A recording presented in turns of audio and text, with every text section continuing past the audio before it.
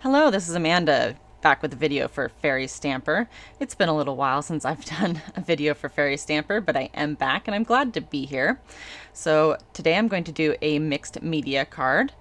I'm just going to tack this Fabriano hot press watercolor paper down to my mat so it doesn't move around on me while I do some things.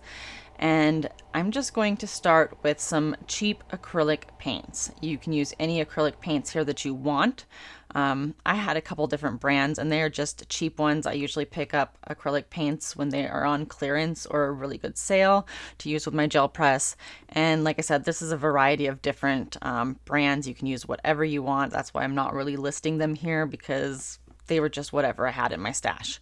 So I'm just doing a few dots of color randomly on the watercolor paper. I chose watercolor paper because I'm just going to throw a lot of mediums at this, and I did want hot press so I didn't have that texture, but you can use whatever you want. Mixed media paper would work good here, maybe even Bristol Smooth. I just wanted something that was going to be able to take moisture and take a lot of different mediums. So as you can see here, I'm using my brayer just to kind of mix this around and blend it in. I'm just going to do it until I'm happy with it. And then I did take my water bottle and just kind of spritz it a little bit just to hopefully get the colors blending in a little bit better. Now you can see that this is a hot mess and I don't really care what exactly it looked like, because I just want some variations in color, because I'm going to stick this stencil over it. This is found in the Fairy Stamper store, or at least it was. I hope it's still there. I will link it down below if it is. This is from Pink Ink Designs and it is called Fantasy Fungi. I love this stencil. It is a large stencil for a card background, but as you can see, I did place what I wanted over it, and we're just going to use this section. Now I thought that I would be able to take my brayer and kind of brayer this white gesso in over it. My brayer is pretty hard, and this stencil is really rather thick, which I love thick stencils. However, that didn't work out for me, so I did get a foam brush and I'm just going to dab the gesso through the sections of the stencil. And I'm not going to show you all of this because it's rather tedious, but we're just going to show you a little bit here, just so you can kind of get the idea of what I'm doing. Obviously, it's just putting paint through a stencil. So here it is, finishing it up. And then I'm going to do the reveal here.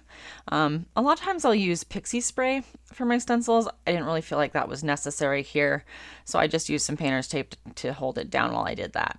Now I've got some distress ink, or distress paint, I should say, distress paint, in the color Salvage Patina. Again, you can use any acrylic paint here that you want. My card front is still tacked to my mat with that adhesive. And then I'm just doing little dabs of paint at the bottom here, and I'm taking a scraper and just kind of scraping it up until it runs out of the paint smear. And just to give a little bit of an effect that I liked, I guess. I did not like that one in the middle, and we will take care of that here in a little bit. I was not happy with that one that went over that stem of that mushroom. I just did not like it. So I'm just going to do a couple here at the top, and then we will get back to that middle one. As you can see, I'm trying to scrape it off. Now, distress paint is permanent when it dries. And it's not quite dry there in the middle yet, but I am going to work on that. So I'm just taking a craft room rag. I call them my craft room rags, but they're actually tea towels. Squirted a little bit of water on that, and I'm just going to wipe it away. It is going to stain that gesso a little bit, but that's okay. I'm going to take a little bit of paint here in a minute, squeeze that on my mat after I try to wipe off most of it here. I'll squeeze some on my mat, and then I'm just going to dab it into the rest of the gesso areas and just kind of give them a little bit of tint of that Salvage Patina, just to kind of make the rest of the card front look a little even, and that's what I'm doing right here. That way not the rest of the card front isn't stark white and that little spot is stained with the Salvage Patina. I hope that makes sense. But that was my way of getting rid of that mistake. Usually when you make a mistake in card making, there is almost always a way to fix it. I won't say always, because there are times that I do throw things away, but almost always I try to fix it before it lands in the trash can. So now I'm taking some of that brown that I used in the background and I'm doing the exact same thing. The salvage patina is dry here. You want to let your layers dry in between. So I'm just taking a little bit of that brown and scraping it up the same way that I did before. Now that time I did put the paint on the scraper and I actually found that I liked that better. It just seemed to give a better effect once I got the hang of it. So that's how I'm going to do this, the rest of the paint colors that I use. And I'm going to put it on the scraper and then scrape it down. And I found that it gave like more of a softer edge. I don't know. I just liked it better. You can try it both ways if you do try this effect. But I liked this way better once I got kind of the hang of it. Now I'm bringing in a kind of a light tan beige color that I didn't use in the background or anywhere else in the card, just to kind of tone down that stark brown color that I used. I wasn't really loving that, I guess. So I did bring in this cream just to kind of tone that down a little bit. And this is the last color that I'm going to do this with because I didn't want to go overboard, even though I was kind of feeling at this point that I did go overboard with this, but that's all right. We're going to bring it back around here in a minute. So I'm just finishing up with this tan color and then I'm going to let this dry before we go on to the next step. Like I said, I did let this dry in between each layer and I'm going to let it dry in between each step as well. So I'm just dabbing off some extra paint up here and then we will move on. All right, so I did pull out some Distress ink in brushed corduroy because I felt like since I used the browns on the top and bottom that the sides were now not really matching. So I'm just going to do some Distress ink on, well, all around actually on all four sides. I started on just the sides and then I decided I better do it on all four sides. Again, you want to make sure that this is dry, otherwise you're going to get paint in your ink pad. So make sure it is definitely dry. So I felt like this just kind of gave it a vintage feel and toned everything down just a little bit.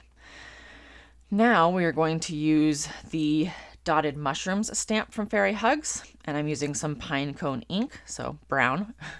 And this is from the VersaFine line. And I'm just going to use my pressure tool here to make sure I get a good stamping. Now, stamping over gesso can be a little difficult. Well, actually any acrylic ink can be a little difficult. Normally, I would use Ranger Archival ink, but I really struggle with solid stamps and archival ink. I just do, and so I decided to use VersaFine, but I knew that I might be taking a chance with the pigment ink not drying very well. So I decided last minute that I was going to heat embossing clear over this, but you didn't see me use my anti-static tool, and I didn't let the Distress ink dry long enough, or I didn't heat set it. So when I poured this clear embossing powder over it, it stuck from where I poured it at the top all the way down. It stuck on the edges, it stuck in between the mushrooms, it stuck everywhere. So I did off screen take a dry paintbrush and I went in between all those mushrooms and around the edge, everywhere. I had to wipe all that off. It was a real pain in the butt. So make sure everything is dry before you decide to emboss that, and use your anti-static powder tool. So I thought it'd be really cute if Trixie looked like she was kind of jumping along walking along the tops of the mushrooms. And so I did that, and I stamped her in VersaFine Claire Nocturne. So this finishes my card for today. I did mount it on some black cardstock just to kind of give it a matte, and I put it on an A2 sized card base.